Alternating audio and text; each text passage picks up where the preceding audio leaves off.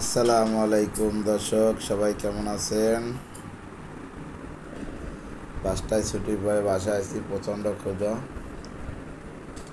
তাই হাতের নাগালে এখনো নাস্তা পাই নাই। আমি কটা পুরি বানাইলাম, এছাড়া কোনো দেখে উপায় নাই খাওয়া ছাড়া,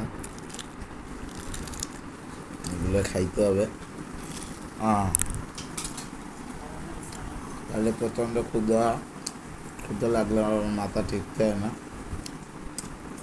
মাথা আউলেই যায়।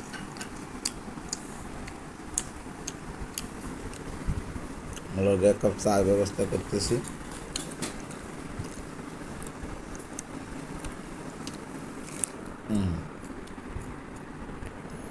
এরকম জাল দিয়ে, কাঁচামরিচ এরকম দিয়ে, লগে একখান পেঁয়াজ দিয়ে, এগুলো খাইতে কিন্তু অনেক টেস্ট।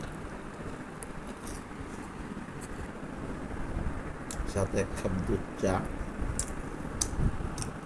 অসাধারণ খাবার, যা লাগবে খাইতে পারেন।